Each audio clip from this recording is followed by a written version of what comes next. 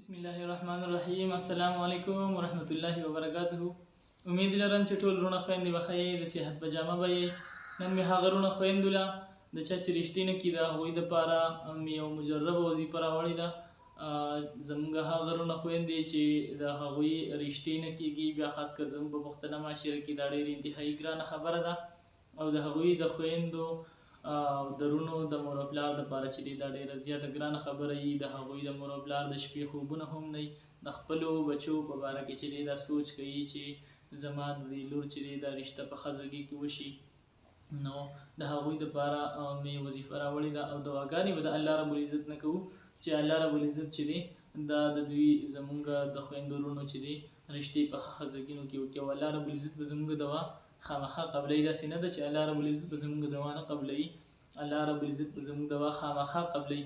خو لیکن مونږ چې خپلې دعاګانې د قبلولو لایق جوړې کړو، چې زمونږ دعاګانې د قبلولو لایق شي. مونږ وایي زمونږ دعاګانې نه قبلېږي، زمونږ دعاګانې خامخا قبلېږي، الله رب العزت زمونږ دعاګانې قبلوي. خو لیکن مونږ دعاګانې په عاجزۍ سره نه غواړو، د قبلولو لایق نه، نو الله رب العزت یې ځکه نه قبلوي.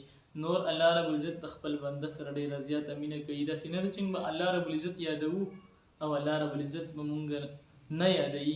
الله رب العزت د خپل بنده سره ډېره زیاته مینه کوي. ګوره مونږ وګورو خپله مور او خپل پلار د خپل بچي سره څومره زیاته مینه کوي. مور د خپل بچي سره څومره ډېره مینه کوي، الله رب العزت دغې مور نه اویا چنده زیاته مینه چې د خپل بنده سره کوي. نو چې مور ته خلک د څه ووایي ولې مور یې دې منې کوي، مور یې دې چېرته هم نه منې کوي.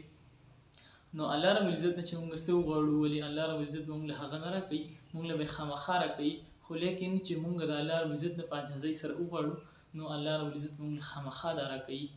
نو عمل چې دی ډېر زیات اسان دی، دومره ګران نه دی، مشکل نه دی. موږ د ټولو نه اول داسې وکړو چې زموږ سره کمې تسبیح تسبیح زموږ سره کمې په کورونو کې پرتې، نو یا 33 وي یا 100 وي یا 500 وي 1000 1500 داسې زموږ سره دا تسبیح وي. موږ به داسې وکړو چې تسبیح به موږ خپلې جوړې کړو. داسې تسبیح به جوړې کړو 129 دانې به راوالو ته په یو تار کې به یې واچو او هغه 129 کمې دانې چې دی دا د یو تار کې موږ واچوي، موږ یو تسبیح جوړه کړله.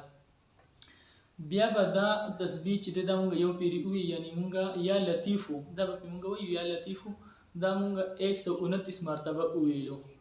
چې کله 129 مرتبه پوره شي په هغې پسې به مونږ بیا دا آیات وایو بسم الله الرحمن الرحیم لا تدرکه الابصار وهو يدرك الابصار وهو اللطيف الخبير.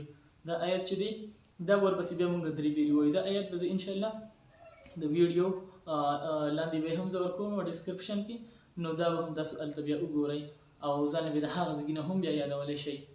نو دا آیت به مونږ درې پیرې ورپسې ووایو. بیا به د هغې نه بعد چې د خپل مقصد دپاره زموږ چې کوم مقصد دی د هغې دپاره مونږ د الله رب العزت نه بیا دعا غواړو، الله رب العزت بیا زموږ دعا خامخا قبلوي. بیا به مونږ چې د خپل ذکر به واپس مونږ جاري ساتو. بیا به مونږ 129 مرتبه ووایو. بیا به چې دی نو مونږ په هغې پسې درې وارې دا آیت ووایو، بیا به د خپل مقصد دپاره دعا وکړو.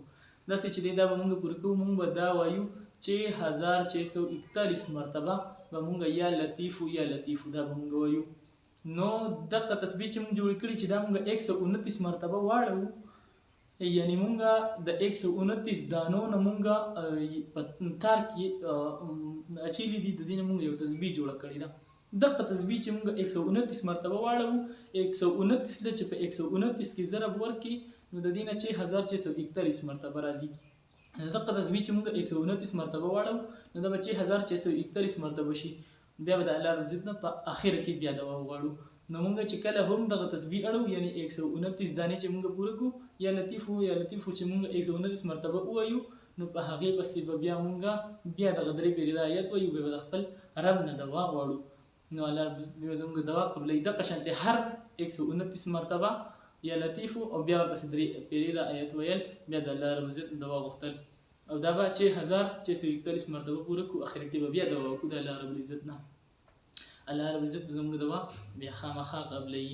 داسې نه ده چې زموږ دعاګانې به نه قبلېږي، خو په عاجزۍ سره چې وي په عاجزۍ سره به موږ انشاءالله د الله رب العزت دعا غواړو.